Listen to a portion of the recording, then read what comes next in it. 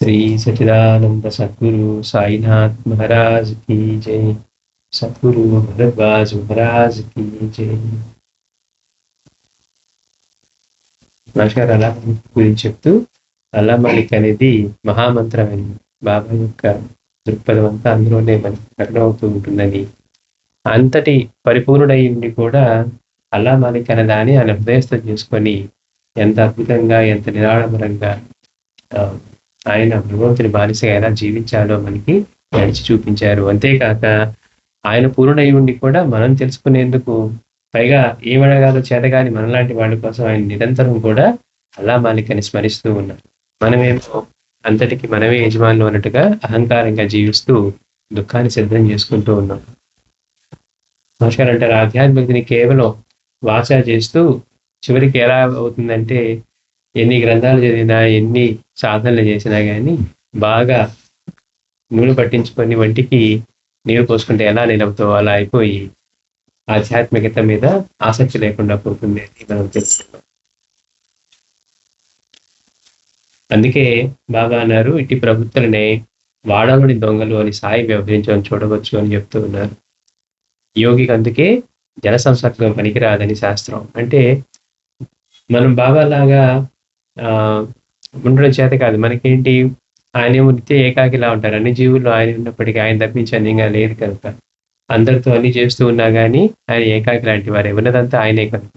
కానీ మనకేంటి, ఒక్కరిగా ఉండడం చేత కాదు. మనకి ఎప్పుడూ కూడా ఎవరో ఒకరు తోడు కావాలి, మాట్లాడాలి, ఇలా సంసర్గం. అట్లా వచ్చినప్పుడు మనకి ఏ విషయాలు మాట్లాడాలి, ఎలా మాట్లాడాలి, ఏం చేస్తే మనకి ఉపయోగం అనేది విస్మరించి మనం ఏం చేస్తూ ఉంటామంటే, మన చుట్టూ చేరిన వారి సంస్కారాల వల్ల, మన సంస్కారాల వల్ల అజ్ఞానంలో ఉన్నాం కనుక దానికి తగ్గట్టుగానే వాటి గురించి వీటి గురించి మాట్లాడి ఇంకా ఇంకా మనం ఈ తప్పులు చేస్తూ మూట కట్టుకుంటూ ఉంటాం అన్నమాట. అందుకని కనీసం మాస్టర్ చెప్పేటప్పుడు ఏం చెప్తున్నారంటే, మనం ఏదన్నా మాట్లాడాలి అంటే కనీసం మనం మాట్లాడుతూ ఉన్న వాళ్ళతోటి ఒకే విషయాన్ని పంచుకోగలిగేట్టుగా ఉండాలి. అందుకనే మన సాధన సరిగ్గా జరగాలంటే మన చుట్టూ కూడా అట్లాంటి సంస్కారం గల వాళ్ళు ఉంటే మనకి తేలిపోతుంది. అంతేగాని మనం ఏదో కొంచెంసేపు పారాయణ చేసుకొని బయటికి రాగానే చుట్టూ ప్రపంచం అంతా కూడా మనం దాని నుంచి బయటికి లాగి పక్కన, అసలే మనలోనే బలహీనతలు ఉన్నాయి, ఇక దానికి తోడు మనం ఏదో భగవంతుడి దయ వల్ల కొంచెం చేసుకుంటూ ఉంటే దాని నుంచి బయటపడడానికి అందరూ సిద్ధంగా ఉంటారనమాట. అది అట్లాంటి, ఇది అట్లాంటి అంటే అందరికీ తెలుసు, ఎవరు శాశ్వతంగా ఉండేవాడు కాదు. ఎన్ని సాధించుకున్నా కానీ వదిలేసి వెళ్ళిపోవాలి. మనతో వచ్చేదాన్ని సాధించుకోవడానికి నిజంగా మనం సమయాన్ని కూడా వెచ్చించకపోవడం, ఎంత తెలివైన వాళ్ళని మనం అనుకున్నా కూడా మన తెలివి తక్కువతనం అంతా అందులోనే కనపడుతూ ఉంటుంది. ఎన్ని ఉన్నా మనం, ఎన్ని కోట్లు, ఎంత ఆస్తి ఉన్నా కానీ తినేది ఉండటానికి కావలసినవి అవి ఏర్పడిన తర్వాత మిగిలిందంతా అధికమే తప్పించి మన సద్వినియోగం కూడా చేసుకోం.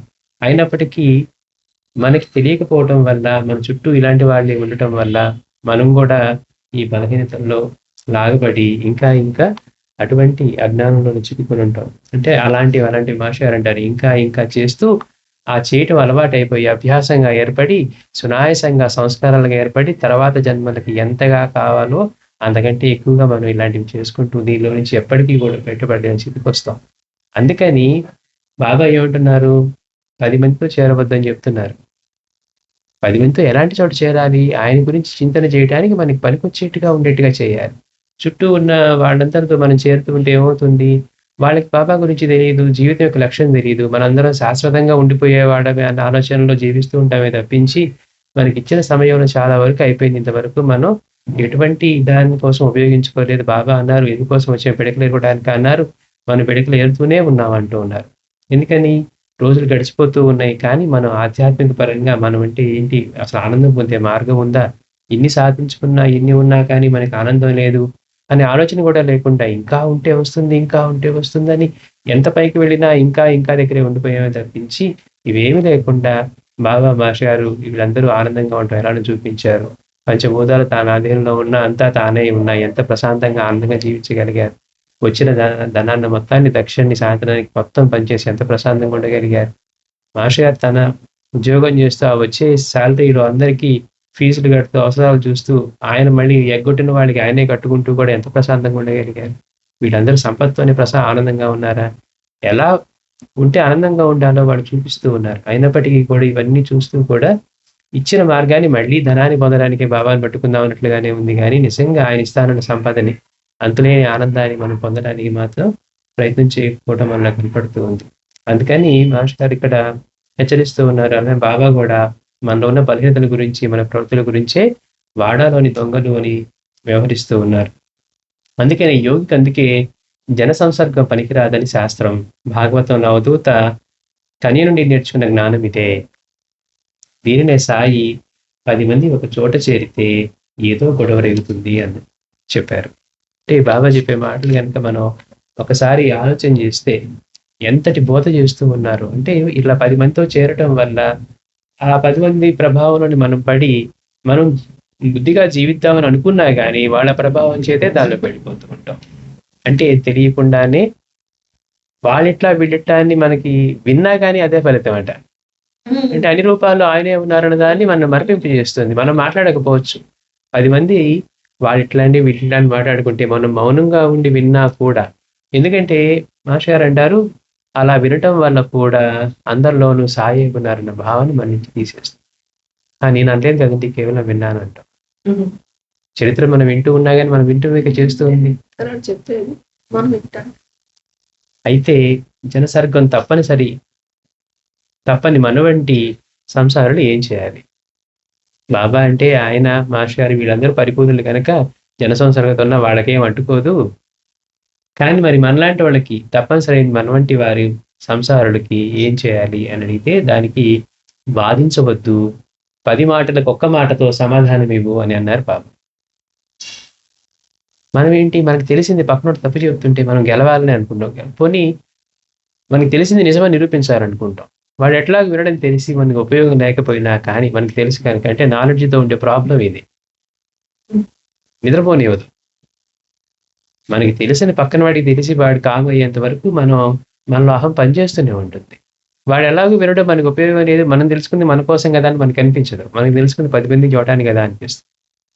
అందుకని దానికే వాదించవద్దు, 10 మాటలకు ఒక్క మాటతో సమాధానం ఇవ్వు అని అన్నారు బాబా. ఎప్పుడు వాదన అహంకారం బలపడటం వల్లే చెలరేగుతుంది. చూడండి, మనకి తెలిసింది నిజమని నిరూపించడమో లేకపోతే వాడిని ఎట్లా నోరు మూయించాలనో పక్కన వాళ్ళు. అందుకని ఎప్పుడు వాదన ఏం చేస్తున్నట్లంటే అహంకారం బలపడటం వల్లనే చెలరేగుతుంది.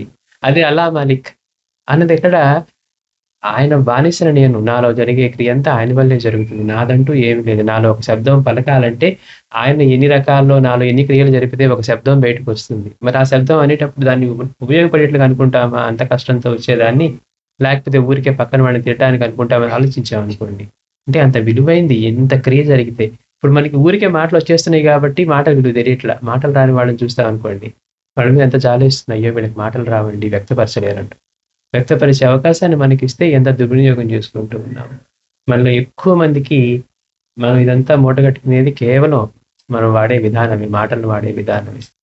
అందుకని ఎప్పుడు వాదన అహంకారం బలపడడం వల్లే చెలరేగుతుంది. వాదించిన కొద్దీ సత్యాన్ని అర్థం చేసుకునే సామర్థ్యం, సద్బుద్ధి, సహృదయత క్రమంగా లోపించి తన మాటను నిలబెట్టుకోవాలన్న దుష్టతనంపు వస్తుంది. అంటే ఏంటి, వాళ్ళు చెప్పింది కరెక్టా కాదా, మనం చెప్పిందే కరెక్ట్ అవ్వాలని డామినేట్ చేయాలని అటువంటిదే కలుగుతుంది, దుష్టతలంతో వస్తుంది. అవతల వారు చెప్పింది మనకు అర్థం కాక వాదన ఆరంభమైన అహంకారం తలెత్తి తర్వాత అవతల వారు చెప్పింది సత్యమని తెలుస్తూ ఉన్నా కానీ అంగీకరించటం మన ఆత్మగౌరవానికి తక్కువ అన్న దుర్భావం ప్రబలుతుంది. ఒకవేళ మనం అయ్యో మనం చెప్పేది కరెక్ట్, వాడు చెప్పేదే కరెక్ట్ అని తెలిసినా కానీ, పక్కన వాళ్ళు చెప్పేదే కరెక్ట్ అని తెలిసినా కానీ తేలిగ్గా ఒప్పుకుంటే మరి మన అహంకారం దెబ్బతింటుంది కదా. అందుకని మొండిగా ఏదో ఒకటి కౌంటర్ లాగా మాట్లాడటం, లేకపోతే కన్ఫ్యూజ్ చేయాలనుకోవటం, అంటే సత్యాన్ని అంగీకరించడానికి కూడా మనం సిద్ధంగా ఉండకుండా మనం మన ఆత్మగౌరవానికి తక్కువన్న దీంతో అంగీకరించాం దాన్ని, అలాంటి దుర్భావం ప్రబలుతుంది. ఇందుకు కారణం మాస్టారికి భలే చెప్తున్నారు ఇక్కడ. ఇందుకు కారణం మనం ధనికులమనో, కీర్తివంతులమనో, ప్రజ్ఞానవంతులమనో మనలో దాగి ఉన్న అహంకారం కావచ్చు.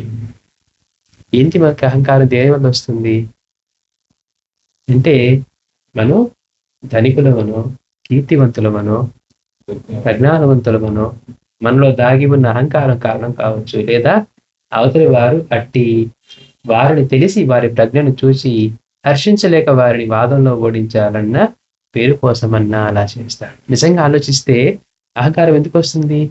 మనకు స్థితివంతులం అనే అహంకారం వచ్చేస్తుంది. నాకేంటి, ఏమైనా చేయగలను, ఏమైనా కొనగలను. అదే మనకంటే తినటానికి లేని వాడిచే జాలి కలగదు, కానీ మన దగ్గర ఉన్నదాన్ని చూస్తే మనకు అహంకారం కలుగుతుంది. మనలో అహంకారము, కీర్తివంతులు మనం. మరి మనకంటే గొప్పవాళ్ళని చూసినప్పుడు మనం ఎలా అనుకోవాలి? సో ఇప్పుడు ఎంతో మంది ఉన్నారు, వాళ్ళతో పోల్చుకుంటే మనం చిన్న చిన్న వాళ్ళమే కదా, మనకున్న దానికే మనం అహంకరిస్తూ ఉన్నాం, ఇది మనకంటే తక్కువ ఉన్న వాళ్ళని చూసి. కానీ అసలు ఎన్ని కోట్లు ఉన్నాయో లెక్కలేని వాళ్ళు, ఒక అంబానీ ఫ్యామిలీ లాంటి చూసామనుకోండి, వాళ్ళ ముందు మనం ఎంత అని ఆలోచించుకున్నప్పుడు అట్లా ఆలోచించుకో. మన ఇంట్లో పనిచేసే వాళ్ళ దగ్గర అంటే చులకనతనం ఎక్కడొస్తుంది?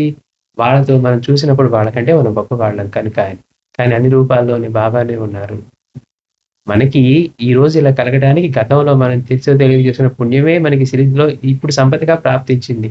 మళ్ళీ మనం సద్బుద్ధితోటి దీన్ని సద్వినియోగం చేసుకుంటేనే అది సేవ చేస్తానంటుందని బాబా చెప్తూ ఉన్నా కూడా దాన్ని విస్మరించి కేవలం మనం ధనికులమనో, కీర్తివంతులమనో, ప్రజ్ఞానవంతులమనో మనందరం అనుకుంటూ ఉంటాం, నేను ఎంత తెలివైన భలే చదువుకున్నాము, నాలో ప్రజ్ఞ అంటూ ఉంటాం. ఈ ఒక్కటి కనుక ఆయన మనలో లేకుండా ఏ మూడుగానో పుట్టించి ఉంటే మన పరిస్థితి ఏంటి? ఆయన ఇవ్వబట్టేది మనం చదువుతూ ఉన్నామా? పాపం వాడు పుట్టుకతోనే వాడికి ఇవన్నీ లేవండి అనేది మనం వింటూ ఉంటాం. అలాంటి పరిస్థితి మనకు కలిగి ఉంటే మనం ఎలా ఉండేవాళ్ళం? కానీ వాళ్ళు ఏది తీసి విర్రవీగుతూ ఉన్నాం. అందుకు అల్లా మాలికని గుర్తుపెట్టుకోవాలి. బాబా నీ దయ వల్ల ఈ రోజు ఇలా మాట్లాడగలిగే శక్తిని నువ్వు ఇచ్చావు, నేను ఏం చేస్తానికైనా కారణం నువ్వే అని అటువంటి నిరహంకారం ఉండి ఇచ్చిన దాన్ని ప్రసాదంగా తీసుకునేట్టుగా ఉండగలిగితే ఎంత ఆనందంగా ఉంటుంది. కానీ మనం ఏం చేస్తాం? లేనప్పుడేమో అయ్యో నాకు ఇది లేదంటాం, ఇస్తేనేమో దాన్ని దుర్వినియోగమే చేసుకుంటున్నాం. అందుకని ముందు మనం ఏదో ధనికులమని అహంకారం కానీ, కీర్తివంతులమని, మనకంటే ఎంతో కీర్తి గడించిన వాళ్ళు ఉన్నారు. అసలు మనం ఏం చేసి కీర్తి గడించాం? అలాగే ప్రజ్ఞానవంతులమని, మనం ఏమైనా మేధావులమా? ఏదైనా ఒక విషయం కనుక్కున్నామా? మాస్టర్ గారు అంటారు, వాళ్ళకి చెప్పి రాసి కనుక తెలుసుకునే స్థితిలో మనం లేవు. ఏమోనండి, అప్పుడు ఏదో న్యూటన్ లాసం చదువుకున్నాను, ఎక్కడ ఉపయోగిస్తారో తెలియదు, బట్టి కొట్టాం, రాసాం, వచ్చేసాం. వాడు చెప్పింది అర్థం చేసుకునే స్థితిలో ఉన్న మనం ప్రజ్ఞానవంతులమని ఆలోచించడం. ప్రజ్ఞానవంతులమైతే ఏదో ఒకటి కనిపెట్టాలి కదా. 10 మందికి ఉపయోగపడి ఒక లైట్ కనుక్కున్నామండి, ఎలక్ట్రిసిటీ కనుక్కున్నామండి, ఇంకోటి ఏదో కనుక్కున్నామండి, ఏమీ లేదు, ఇచ్చినవి వాడుకుంటూ మన పరిస్థితి ఎలా అయిపోయిందంటే ఫోన్లో కొత్త విషయాలు వాడుకుంటే కూడా మనం ప్రజ్ఞానవంతులలో ఉన్నాం. వాళ్ళు ఆల్రెడీ చేసి మనకి ఇచ్చిన దాన్ని వాడుకుంటూ ఉంటే కూడా. అంటే ఎందుకు ఈ మాట చెప్పుకుంటున్నామంటే, నిజానికి మనకి ఇచ్చిన దాని పట్ల కృతజ్ఞతతో ఉండటం మర్చిపోయి అహంకారంతో ఉండటం అలవర్చుకున్నాం. అందుకని బాబా నిరంతరం అల్లా మాలిక్, అల్లా మాలిక్, భగవంతుడి యజమాని, నీ శరీరం, మనసు, నీలో జరిగే క్రియ అన్ని నిర్వహిస్తున్నవాడు ఆయనే అని ఆయన నిరంతరం స్మరిస్తూ మనకి ఆయన గుర్తు చేస్తూ ఉన్నారు. కనుక ఇవన్నీ కూడా ఇలాంటివి మనం ఏదో గొప్పవాళ్ళమనో, లేకపోతే మన రూపసులమనో, లేకపోతే మనకి కీర్తివంతులను, బాగా విద్యావంతులమనో ఇవన్నీ ఉంటాయి. ఉండటం వల్ల మనలో దాగి ఉన్న అహంకారం కారణం కావచ్చు, లేదా అవతల వారు అట్టి వారు వెళ్ళి తెలిసి మన దగ్గర లేవు ఇవి, కానీ పక్కన వాడి దగ్గర ఉన్నాయి. ఇప్పుడు అది చూసి తట్టుకోలేం. వాడు బాగా పడతాడంటే ఎవరన్నా భలే మెచ్చుకున్నారు అనుకోండి, ఇందాక అక్కడ వాడు రాగం తప్పాడండి అంట, మనకి రాగం తెలియకపోయినా. అంటే ఏదో ఒకటి అంటే కానీ, ఎవరన్నా ఒక వంట ఉందనుకోండి, ఒక పదార్థం భలే ఉందండి అంటే, లేదండి కొంచెం ఉప్పు ఎక్కువైందంట. అంటే మనం ప్రవృత్తి ఏంటి? మనకి లేనిది పక్కన వాళ్ళ దగ్గర కనుక ఉందని తెలిస్తే దాన్ని చాలా బాగుందని ఆనందించవచ్చు కదా. కాదు, మనకి అది తృప్తినివ్వదు. అందులో ఒక లోపాన్ని వెతికి పక్కన వాళ్ళకి ఏదో ఒకటి చెప్తే గానీ మనకి తృప్తినివ్వదు. అంటే మన ప్రవృత్తి ఎంత భయంకరంగా ఉందో చూడండి. కనుక అవతలి వారటి వారిని తెలిసి వారి ప్రజ్ఞను చూసి హర్షించలేక వారిని వాదంలో ఓడించాలన్న పేరు కోసమన్నా అలా చేస్తారు. అది కాకపోతే ఆ వాదంలోని సత్యాన్ని అంగీకరిస్తే మనలోని బలహీనతలను అంగీకరించినట్లు అవుతుందనే కారణమైనా కావచ్చు. చెప్పిన విషయాన్ని ఒప్పుకుంటే ఇప్పుడు దాకా మనం చెప్పి ఆచరిస్తున్న మనలో అవే బయటపడుతూ ఉన్నాయి అని తెలిసినప్పుడైనా వాటిని అంగీకరించకుండా ఉండటానికి మనం ఈ కారణమైనా కావచ్చు అంటారంటే పక్కన వాళ్ళతో వాదించడం. అందుకే బాబా అంటారు, 1 మాటకి 10 మాటలకి 1 మాటతో సమాధానం చెప్పు. కానీ మనం ఏం చేస్తాం? 10 మాటలు చెప్పాలని చూస్తాం, పక్కన వాళ్ళని కరెక్ట్ చేయాలని చూస్తాం. అది గమ్మత్తు. మనం కరెక్ట్ గా లేకుండా పక్కన వాళ్ళని కరెక్ట్ చేయాలని చూస్తాం. అందుకే మనం చెప్పేది సత్యమైన అవతల వారే వాదనకు దిగినప్పుడు అట్టి వారు పై కారణాలుగా ఎటు మనం చెప్పేది అంగీకరించరు సరిగదా. వాదనలో ఓడినందుకు అసూయ ద్వేషాలను పూని మనం తలపెట్టిన మంచి కార్యాలను వారి శాయశక్తులా వ్యతిరేకించాలని, మనపై పరోక్షంగా విమర్శలతో అపవాదులు కల్పించాలని చూస్తారు. చూడండి, మనం బాగా స్టిఫ్‌నెస్ తోటి వాళ్ళతో అలాంటి ఆర్గ్యుమెంట్సే పెట్టుకుంటూ, మనం ఎంతసేపటికి మనం చెప్పేది నిజమే గావచ్చు. నిజమైనప్పటికీ కూడా వాళ్ళు అంగీకరించిన స్థితిలో, ఒకవేళ మనమే ఓడిపోయే స్థితిలో మనం ఏం చేస్తూ ఉన్నాం, దాన్ని తప్పుకోవాలని చూస్తూ ఉన్నాం కదా! అంగీకరిస్తే మనం తక్కువవుతామని. అలాంటిదే వాళ్ళున్నారని తెలిసినా కానీ, మనం ఏం చేస్తామంటే, అది మనం చెప్పింది కరెక్ట్ అని నిరూపించుకోవాలనుకుంటాం. మనం చెప్పేది సత్యమైనా, అవతల వారే అవతల వారే వాదనకు దిగినప్పుడు, అట్టివారు ఇప్పటిదాకా చెప్పుకున్నటువంటి పై కారణాల వల్ల మనం చెప్పేది అంగీకరించుకున్నాం. వాడికి తెలుసు మనం చెప్పేది నిజమని. ఇది నేను చెప్పింది కాదండి, మాస్టర్ గారు ఇక్కడ పలానా చెప్పారని మనం చెప్పినా కానీ, "ఏవండీ నేను చూడలేదు. మీరెక్కడ చూసారు? అసలు మీరు చూసింది కరెక్టో కాదో" అంటారు. ఎందుకని? వాళ్ళు చెప్పిందే కరెక్ట్ అని అనిపించుకోవాలి. అంటే సత్యం తెలిసినా కానీ అంగీకరించడానికి సిద్ధంగా లేరని తెలిసినప్పుడు, వాడు ఎలాగోలా ఈ వాదనలో ఓడిపోతే, అందుకని వాదనలో కూడా ఏమవుతుందట, ఇట్లా మనం చెప్పేది అంగీకరించాలి సరికదా, వాదనలో ఓడినందుకు ఇంకేం చేస్తారు, అదే నలుగురిలో అనుకోండి, ఏదో ఇంట్లో గుట్టుగా ఇద్దరు నలుగురు చర్చించుకుంటే ఏ ప్రాబ్లం లేదు. మహా అయితే వాళ్ళ మధ్యలో ఉంటుంది. 10 మందిలో ఇది జరిగిందనుకోండి, మన విలువ పడిపోయింది కదా, అంటే మనం ఓడిపోయాం కదా అనే భావం వస్తుంది. దాంతోటి ఎవరి వల్ల అయితే మనం ఓడిపోయామో వాళ్ళ పట్ల అసూయ, ద్వేషాలు పూని మనం తలపెట్టిన మంచి కార్యాలను వారి శాయశక్తులా చెడగొట్టాలని, వ్యతిరేకించాలని, మనపై పరోక్షంగా విమర్శలతో అపవాదులు కల్పించాలని చూస్తారు. అంటే వాళ్ళని ఎక్కువగా వాదించడం వల్ల వాళ్ళు మళ్ళీ మన వైపు ఎలాగో మనం చేసే కార్యక్రమాన్ని చెడగొట్టాలని ఇవన్నీ కూడా చూస్తూ ఉంటారు. కనుకనే బాబా చెప్పారు, 10 మాటలకు ఒక మాటతో సమాధానం ఇవ్వు. అంటే మాట ఎంత ఎంత జాగ్రత్తగా వాడాలి, వాడితే ఎంత పొదుపుగా వాడాలి. మాస్టర్ అంటారు, నిజమే కదా అని సోలోలో కూడా వాడకూడదట నిజాన్ని. ఇది నిజమని పక్కన వాటి గుచ్చుకున్నట్టుగా ఉండకూడదట. నిజం కూడా ప్రియంగా చెప్పాలట. నిజాన్ని కూడా ప్రియంగా చెప్పాలట. అంతే తప్పించి సోలంతో పొడిచినట్టుగా అంటే మరి మనకి మన పట్ల అలా చేస్తే ఉంటాం, మీరు చెప్పేది నిజమేనండి, ఇంత ఘోరంగా బాధిస్తారా అంటాం. కానీ మనం ప్రయోగించేప్పుడు ఏం చేస్తాం, ఇది నిజమండి అని కఠినంగా ప్రయోగిస్తాం. అందుకని నిజాన్ని కూడా ప్రియంగా చెప్పాలి. వాడు తెలుసుకునేందుకు చెప్పాలి, కానీ వాడిని ఓడించి మనం వాదనలో గెలవాలనే భావంతో కాకుండా. అందుకని బాబా అంటున్నారు, 10 మాటలకి ఒక మాటతో సమాధానం. అంటే మీరంటే ఉండగలరండి, మరి మాలాంటి సంసారులకి ఇట్లాంటి సాంగత్యం తప్పని వాళ్ళు ఎలా ఉండాలి అంటే దానికి బాబా చెప్తున్నారు, 10 మాటలకి ఒక మాటతో సమాధానం ఇవ్వు. ఎవరితోటి వాదనకి దిగవద్దు. వాదనకి ఏమవుతుంది, మన అహంకారం బలపడుతుంది. ఓడిపోయామనుకోండి, ఇప్పుడు నిజమని తెలిసినా, మనం చెప్పేది నిజమని తెలిసినా, వాడు ఒప్పుకోవడానికి కూడా మనకి తెలిసినప్పుడు వాడితో వాదించడం కంటే తెలివి తక్కువతో ఏమన్నా ఉంటుంది. పైగా మనం ఎందుకు ఇలా అనుకుంటున్నాం అంటే, మనలో ఉన్న అహంకారం, మనలో ఉన్న ధనవంతులవనో, కీర్తివంతులవనో, లేకపోతే ఇంకేదన్నా మనలో మనకుండే భావం, ఇవన్నీ కూడా పనిచేసి మనని దీనిలోంచి సత్యాన్ని కూడా అంగీకరించే స్థితికి తీసుకొస్తాయి.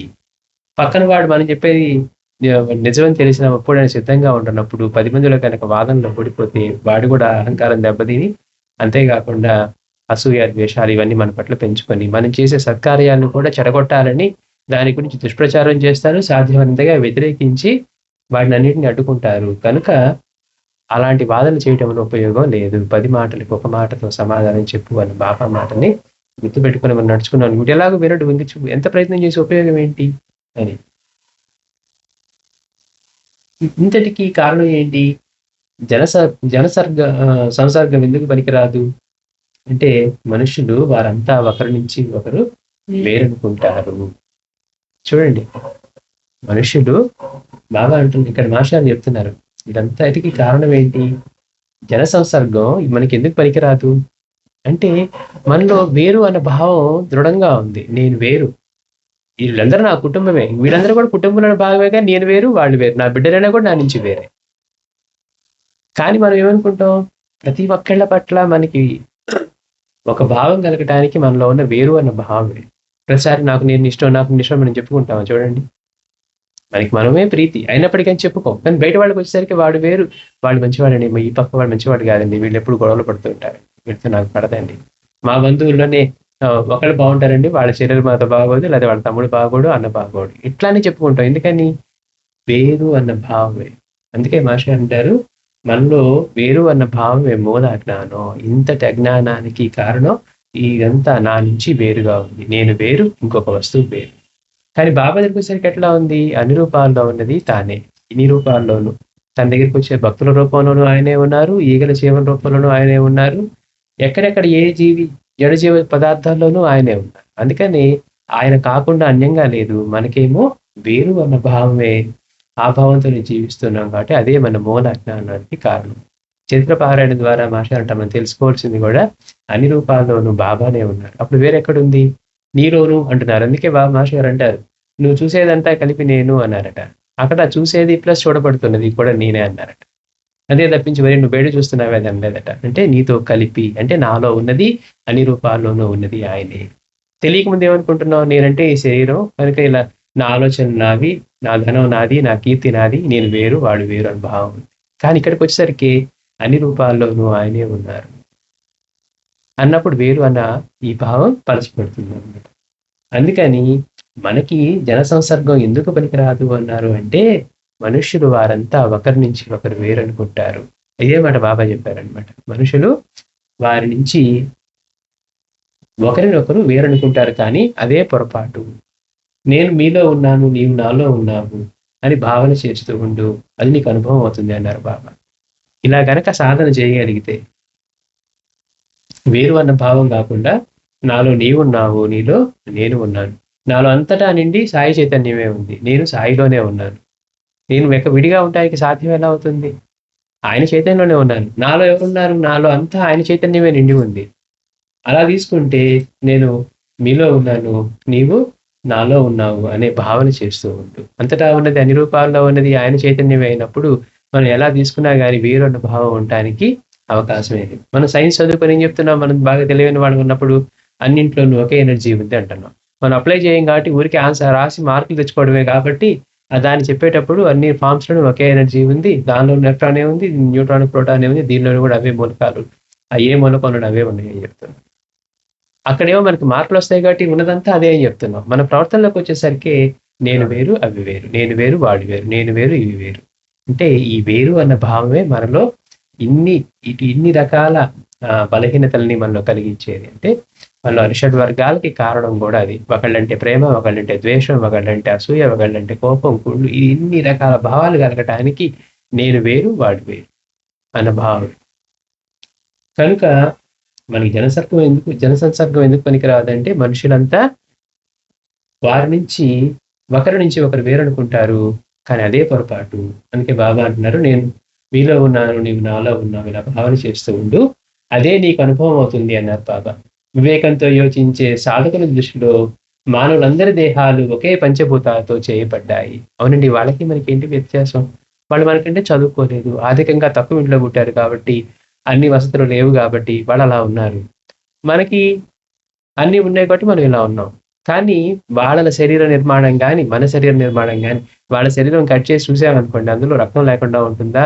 లేకపోతే అవయవాలు మన నుంచి వేరుగా వాళ్ళు పేదవారండి, వాళ్ళకి చిన్న చిన్నవో లేకపోతే వేరే ఆకారంలో ఉన్నాయని పెట్టారా? భాష గారు అంటారు, గొప్ప గొప్ప చదువుకున్నవాడు కూడా డాక్టర్ లేని తర్వాత వీడు మావాడు, వీడు మీవాడు అంటారంట. ఇన్ని ఆపరేషన్లు చేసి చూసినా కానీ లోపల ఉన్నదంతా ఒకటే తెలిసి బయటకు వచ్చి వీడు మళ్ళీ మావాడు, వీడు మీవాడు కొట్టుకుంటారు. అంటే వాడు చదువు ఎక్కడికి వెళ్ళినట్టు అంటారు మనిషి. సరే, చదువుకున్నాడు తెలియదండి, ఏదో మనం బొద్దుగా పెరిగాము, అసలు మాకు ఎలాంటి ఇది లేదు అనుకుంటారు. మరి నువ్వు చదువుకున్నావు, ఇంత పెద్ద పదవుల్లోకి వచ్చావు, గొప్ప గొప్ప డాక్టర్లుగా చేస్తూ కూడా అంతమందికి సర్జరీ చేసినా ఎవరికి చూసినా అదే శరీర నిర్మాణం కలిగింది కదా. అంటే వీళ్ళు వేరే కులం వాళ్ళు, వేరే వర్గం వాళ్ళు, వీళ్ళు పేదవారు, వీళ్ళు గొప్పవారు కాబట్టి వీళ్ళకి అవయవాలు వేరుగా ఉంటాయి, అలాంటిదన్నా ఉంటుందా? కానీ వాడు ఆపరేషన్ చేసి బయట రాగినాడంట, వాడు వేరు వీడు వేరు అంటాడు, వీడు మావాడు, వీడు వేరే కులస్తుడు. అంతకంటే హీనమైన తనం ఎక్కడన్నా ఉంటుందా? తెలియనివాడు అంటే సరే తెలియదు అనుకుందాం, అన్ని తెలిసి చూసేవాడు కూడా లోపల ఉండే అన్ని శరీర ధాతువులు, అవయవాలు ఒకేలా ఉంటాయి ఎవరికైనా తెలిసి కూడా. మరి అలాంటి వాడిని మావాడు లండన్లో చదివించాడు, ఆక్స్ఫర్డ్లో చదివించాడు, వాడి మెడలో మనం సర్టిఫికెట్లు వేస్తూ ఉంటాం మన అజ్ఞానంతో. అంటే ఒక్క విషయాన్ని స్మరించి అల్లా మాలిక్ అనేది ఒక్కటి తెలుసుకుంటే ఎన్ని రకాలుగా మనలో మార్పు రావడానికి ఆస్కారం ఉందో మనకి తెలుస్తుంది.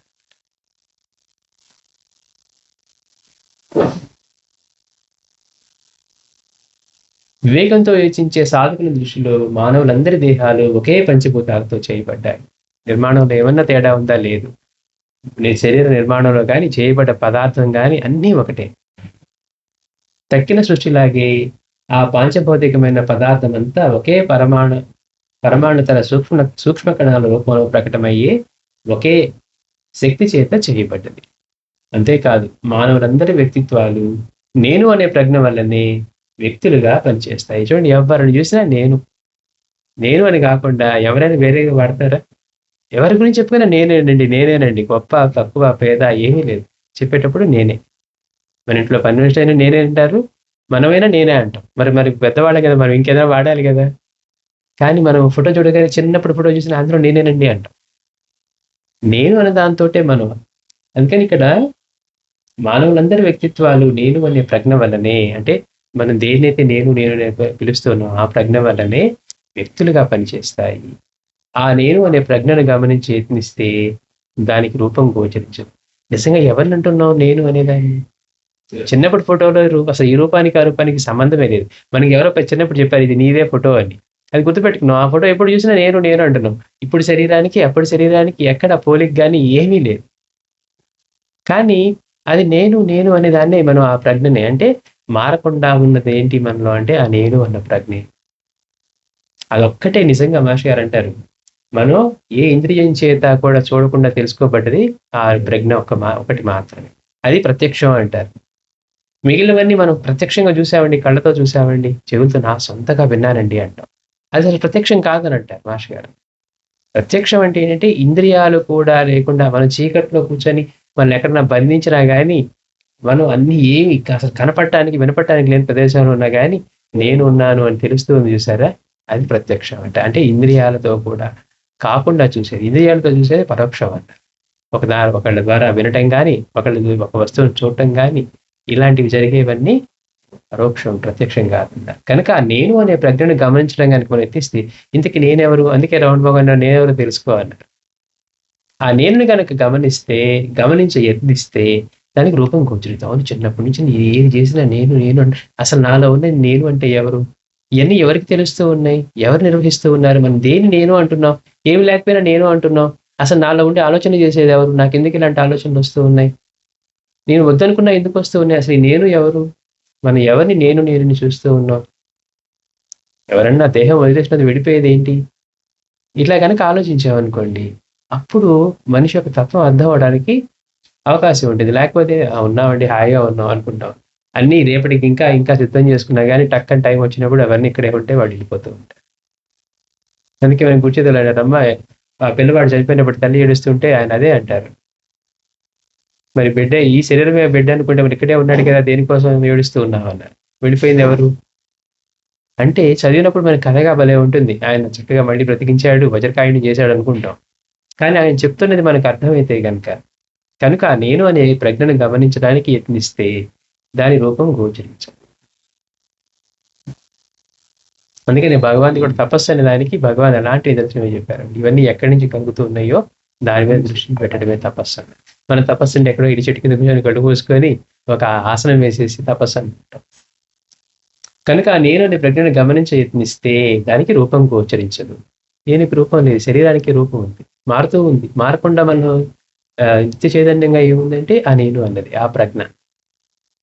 ఏ వ్యక్తిలో ఆరోపంగా ఉన్నట్లు ఒకే వ్యక్తి జీవితంలో వివిధ సమయ పరిమితులలో, వివిధ ఆకృతులలోనూ, ఒకే జీవితంలోని వివిధ అవస్థలు అంటే జాగ్రత్త స్వప్న నిద్రావస్థలలోనూ, సుఖ దుఃఖాది అవస్థలలోనూ, ఆరోగ్య రోగాది స్థితులలోనూ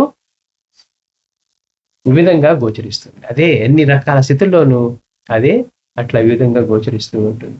యోచిస్తే అది పంచభూతాత్మకమైన దేహంలోని మార్పే గాని నేను అన్న ప్రజ్ఞానుభూతి సర్వులలోనూ ఒక్కటిగానే ఉంటుంది.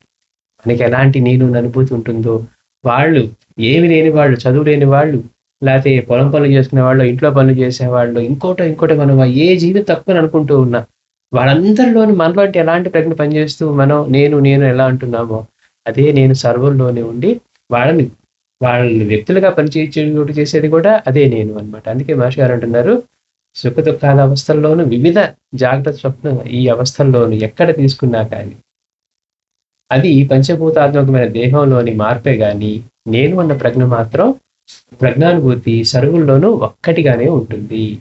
యోగ పూర్ణతను సాధించినప్పుడు తనలోని నేను అనే ప్రజ్ఞ వివిధ నామరూపాలనే మణిమాలలోని సూత్రంలాగా, వివిధ తరంగాల రూపంలోని జలంలాగా, వివిధ భాండాల రూపంలోని ఒకే మట్టిలాగా ఒక్కటే అని ప్రత్యక్షంగా అనుభవం అవుతుంది. ఎవరికైతే అది దాని మీద తెలుసుకొని, అంటే ఆ నేను అన్న ప్రజ్ఞానుభూతి కలుగుతుందో, ఇప్పుడు దాకా నేను వేరు వాడు వేరు, నేను వేరు వాడు వేరు, వాడు వేరు, నాకు వాళ్ళంటే పడత, వీళ్ళంటే ప్రేమ, వీళ్ళంటే మమకారం, వీళ్ళంటే రాగం, ఇంకోటి ఇంకోటి ఎన్నెన్నా చెప్పనివ్వండి. ఎప్పుడైతే అందరిలో ఉన్న నేను ఒకటే తెలుస్తుందో, అది ఎప్పుడు తెలుస్తుందట? యోగ పూర్ణతని సాధించినప్పుడు. యోగ పూర్ణతని సాధించినప్పుడు అంటే యోగాన్ని సాధించడం అంతటా తానే ఉన్నానని, తనలో ఉన్న చైతన్యమే, పరమాత్ముడి చైతన్యమే అన్ని రూపాల్లోనూ ఆ చైతన్యమే నిండి ఉందని తెలుసుకోవటం. అట్లా ఆ నేను అనే ప్రజ్ఞ కూడా వివిధ నామరూపాలనే మణిమాలలోని సూత్రంలాగా, వివిధ తరంగాల రూపంలో జలంలాగా, వివిధ భాండాల రూపంలోని ఒకే మట్టిలాగా, ఎన్ని కుండలున్నా కానీ, ఎన్ని ఆకారాలున్నా కానీ, వాటన్నిటిలోనూ ఒకే మట్టి ఉన్నట్లుగా, ఈ తరంగాల్లో ఎన్ని రూపాలు తీసుకున్నా కానీ అందులో ఆ జలమే ఉన్నట్లుగా, ఇంతమంది ఇంత సృష్టిలోనూ కూడా ఆ నేను అన్న ప్రజ్ఞే అదే ఉండిపోయింది అంటున్నారు. కనుక దానికి సాయి చరిత్రే రుజువు. అవునండి, ఇవన్నీ ముందు ఎట్లా తెలుస్తుంది అంటే దానికి సాయి చరిత్రే రుజువు. ఉన్నదంతా ఆయనే అని, కోడిదోడిని కట్టేస్తే నన్నే కట్టేసానని చెప్పడంలో సాయి ఏం చెప్తున్నారు? అక్కడ ఉన్న చైతన్యము, ఇందులో ఉన్న చైతన్యము, తన చైతన్యము ఒకటేనండి. అట్లా ఏది తీసుకున్నా కానీ, ఇదిగో నేను పోడీలు నేను స్వీకరించాను, ప్రసాదం తీసుకోవాలి, ఈగల రూపంలో కూడా నేనే ఉన్నాను. అంటే నువ్వు వేరని చూస్తున్నావు, అది ఈగగా చూస్తున్నావు, అందులో ఉన్నది నేనే. కుక్కకి ఒక రొట్టె వేసినప్పుడు ఆకలి తీరితే బాబాయ్ చెప్పినారు, అమ్మా కుక్క రొట్టె పెట్టావు, ఆ కుక్క ఆకలి తీరింది అని చెప్పాల, నా ప్రాణాలు కుదురుపట్టాయన్న. ఎక్కడన్నా కానీ బాబా అమ్మ దానికి పెట్టావు, దాని ఆకలి తీరిందని చెప్తాం, మనమైతే చెప్తాం అన్నమాట. ఎందుకని మనలో వేర్భావం. ఆయనే చెప్తున్నారు, అమ్మా నువ్వు పెట్టిన రొట్టెతో నా ప్రాణాలు కుదిరిపట్టాయని. అక్కడ ఏది జరిగినా తన పరంగానే అన్ని రూపాల్లోనూ తానే ఉన్నాననే దాన్ని బాగా అనుభవంగా నిరూపిస్తున్నారు. అందుకే ఇక్కడ మహర్షి గారు అంటున్నారు,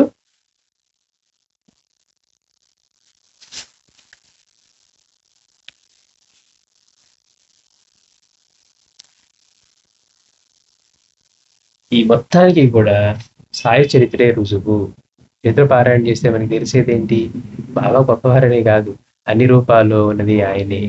ఏ బాబా చరిత్ర పారాయణ చేసిన మహర్షి గారు అంటారు, ఏ ప్రకృతి అయితే మహర్షుల్ని సైతం మాయ చేయగలిగిందో, వాళ్ళు అప్పటిదాకా గొప్ప గొప్ప తపస్సులు చేసుకొని తపస్సులోంచి అంతర్ముఖులై ఉన్నవారు బయటకు వస్తే కోపం వలన, క్రోధం వలన, ఇంకోటి వలన వాళ్ళని కదిలించడం వలన, ఏదైనా కానివ్వండి, అప్పటిదాకా అంత తపస్సులు చేసిన వాడిని సైతం మళ్ళీ ఏదో ఒక దానికి లోనవటం చూస్తూ, అంటే ప్రకృతి ఎంత మాయగా ఉంది. అదే ఏ ప్రకృతి అయితే మహర్షులు సైతం అలా మాయ చేయగలిగిందో, అదే ప్రకృతి గురు రూపంలో, సాయి రూపంలో నీ చూపు ఎక్కడ పడితే అక్కడ నేనే ఉన్నాను అన్న అనుభవాలు ఇవ్వటం ద్వారా అదే ప్రకృతి గురు రూపమే మనకి నడిపిస్తుంది అంటారు. అందుకని మిగిలిన మనం సాంప్రదాయంలోకి సాయి చిత్ర పారాయణ అనే సాంప్రదాయంలో ఏ విశ్వం అయితే మనల్ని మాయ చేస్తూ ఉందో అది గురు రూపమే మనకి ప్రబోధం చేస్తూ ఉంది.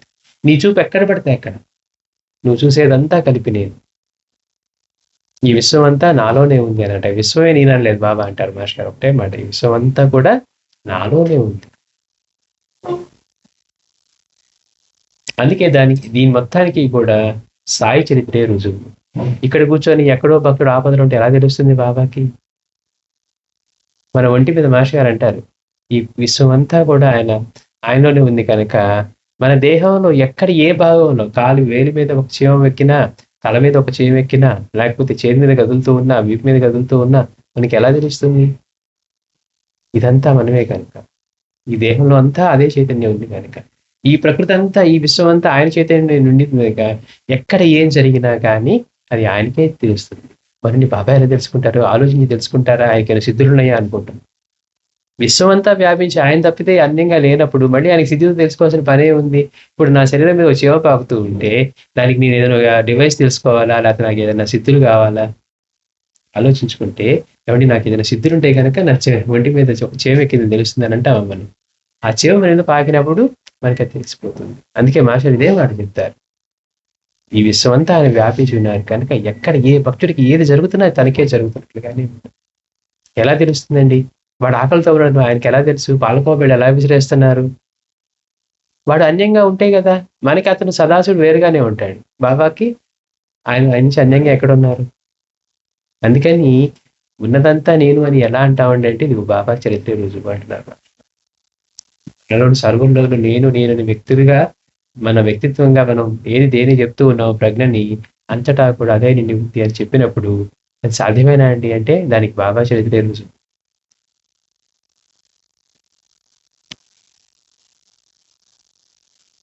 కనుక ఆ స్థితిని ఒక్కసారి కూడా రుచి చూడని మనం, యత్నించని మనం పూర్ణ విశ్వాసంతో అంగీకరించడం కంటే మార్గం లేదు. మరి అలాంటి స్థితి మనం ఎప్పుడు అనుభవించలేదు. అలాంటిది ఉంటదని ఒకటి తెలీదు. మన నుంచి వేరన్న భావమే ఉంది. మనం జీవించడం ఆనందంగా జీవించడం అంటే ఎట్లాగో మనం ఒక ఉద్యోగం సంపాదించుకున్న వ్యాపారం చోట సంపాదించి ఏదైనా సంపాదనే లక్ష్యం తప్పించి ఉద్యోగమా లేకపోతే వ్యాపారం నాకు భలే ప్యాషన్ అండి అంటాం. ఏదైనా చేయమంటే ప్యాషన్ అయితే దానికి డబ్బు లేకుండా చేస్తారా? నాకు జాబ్ చేయడం అంటే ప్యాషన్ అంటాం. బట్ శాలరీ ఇవ్వడండి మనం జాబ్ చేయమంటే చేస్తామా? లేదండి ప్యాషన్ ఏం లేదు ఊరికే ఆ మాట వాడారు కానీ అంటాం. అంటే లక్ష్యం అంతా డబ్బు మీద. కానీ బయటికి చెప్పేటప్పుడు ఎవరైనా చూడండి నాకు చాలా ప్యాషన్ అండి అక్కడికి వెళ్ళి చదువుకోవాలి ఇక్కడికి వెళ్ళి చదువుకోవాలి. ఈ దానికంటే డైరెక్ట్ నాకు డబ్బు సంపాదన మీద ప్రీతి అండి దానికి మంచి మార్గాలు ఏమన్నా వెతకుండా అని చెప్పం. కానీ దానికి ఒక పాలిష్డ్గా ప్యాషన్. నాకు ఇది జాబ్ చేయాలని లక్ష్యం. జాబ్ చేస్తే ఏమవుతుంది మన ముందు కోట్ల మంది చేశారు. ఎలాంటి వాళ్ళ గురించి మనం స్మరించుకుంటున్నాం? ఒక మాస్టర్ గారు, బాబా, ఒక స్వామీజీ ఇలాంటి వాళ్ళ గురించి స్మరించుకుంటున్నాం కానీ అవండి వాడు కొంత కోట్లు సంపాదించాడు వాడి గురించి చెప్పుకుంటామా? మహా అయితే వాడు ఏదో ధర్మంగా అయితే సంపాదించలేదండి వాడు అధర్మంగానే సంపాదించాడని చెప్పుకుంటామే తప్పించి వాడి గురించి ఒక్క మంచి మాట చెప్పుకో.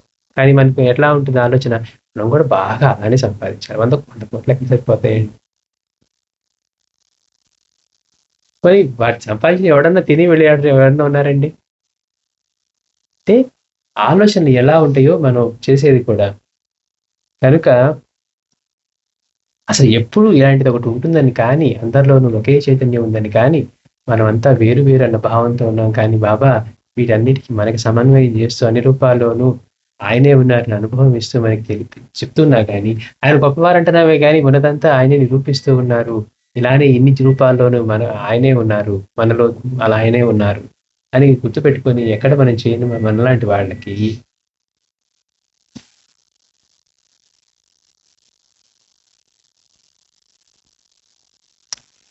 అట్టి స్థితిని ఒక్కసారి కూడా రుచి చూడడం రుచి చూడడం మనము యత్నించండి మనం కనీసం ఉంటుందని తెలిసినంత ప్రయత్నించాలి. ఇలా చెప్తున్నారు అలాంటి స్థితి ఉంటే మనకి ఎలా ఉంటుంది? అరే మన నుంచి వేరుగా ఏమీ లేకపోతే ఇక ఆనందం తప్పితే ఏముంటుంది? ఎవరిని వేరుగా ఉంటే కదా గొడవ పెట్టుకోవాలన్నా ఇంకోటి ఏదైనా చేయాలంటే ఉన్నదంతా మనమే అయినప్పుడు అంతకంటే తృప్తి ఉంటుంది అని అలాంటి స్థితి పొందాలంటే మనం ఏం చేయాలి అనే ఆలోచన కూడా మనకి రాదు. బాబా చేత పారాయణ చేసుకుని కోరికలు తీర్చాలి దగ్గర మనం ఆగిపోతున్నాం. అన్నిటికంటే పెద్ద కోరికే పెట్టుకున్నాం అనుకోండి ఆయన ఇస్తానన్నది ఏదో బాబా ఇస్తా అన్నారు ఇట్లాంటి స్థితి ఆ స్థితే పొందుతాం అర్హులమా అనర్హులం ఏదో ఒకటి కోరిక ఉండడానికి ఏముంది? కోట్లు కావాలనుకునే కోరిక అంటే బాబా ఆ రుచి ఆ స్థితిలో ఒకసారి రుచి చూపించవగా దానికోసం మేము కూడా ప్రయత్నిస్తామని అనడానికి తప్పే ఉంది. అనర్హులమే అది ఒప్పుకుంటున్నాం మాకు ఏమీ చేత కాదు కనుకే ఇట్లా ఉన్నాం కానీ ఆ కోరిక పెద్ద కోరికే కోరుకోవచ్చు కదా. ఈ డబ్బు ఎట్లాగో మనం కష్టపడితే సంపాదించుకుంటామో మనకి గతంలో చేసుకున్న దాని ప్రాప్తాన్ని బట్టే వస్తుంది తప్పించి కింద పడి కొట్టుకున్నాం మీద పడి కొట్టుకున్నాం కానీ అంతకు మించి ఒకటి కూడా రాదన్నారు మహర్షి. ఎందుకని? ఇప్పుడు చేసేదన్నా ఉంటే మంచి నీకు తర్వాత ప్రాప్తిస్తుంది తప్పించి ఇప్పుడు ఒకసారిగా ఆయన చేసేసారండి కనుక నాకు రావాలి నీ పారాయణ చేసి ఆ కోట్లు వచ్చి పడాలంటే పడవు. కనుక అలాంటి మనం పూర్ణ విశ్వాసంతో అంగీకరించడం కంటే మార్గం లేదు. పరమాణు శాస్త్రజ్ఞుడు చెప్పిన శృతత్వాన్ని పరీక్షించే పరిజ్ఞానం లేని మనం అసలు చెప్పిన దాన్ని అంగీకరించడం లేదా? అలానే అదేంటండి మనకు అనుభవం లేకుండా బాబా చెప్పారు కనుక ఆయనంటే అలాంటి అనుభవాలు ఇచ్చారు కనుక ఇవన్నీ ఎట్లా నమ్మటం? మరి మనం చదివిన సైన్స్ లో వాడు చెప్పిన దాన్ని గుడ్డిగా నమ్ముతున్నావా? ఎక్కడ అన్నిట్లో ఒకటే ఉంటుంది నాకు తీసుకొని రా నేను కూడా చూస్తాను డివైస్లు అంటున్నావా? వాడు చెప్పింది అర్థం ఏదో 4 ముక్కలు గుర్తు పెట్టుకొని రాస్తే చాలు అనుకుంటున్నామే తప్పించి వాడు చెప్పిన దాన్ని నమ్మటం తప్పించి ఏమి చేయట్లేదు. ఇదిగో నీకు ఈ భాగంలో బ్రెయిన్ ఉంది ఈ భాగంలో అవయవం ఉందంటే అనుకుంటున్నావు కానీ మనం కోసుకొని చూస్తున్నాం ప్రత్యక్షంగా లేదు నాకు పక్కన ఉండొచ్చేమో అనుకుంటున్నాము. ఎలా ఉందని చెప్పాడు అంటే ఏదైనా కానీ మేము నమ్మకుండా లేకపోతే మేము ప్రత్యక్షంగా చూడకుండా చేయలేమనడానికి జీవితంలో సాధ్యమే కాదు.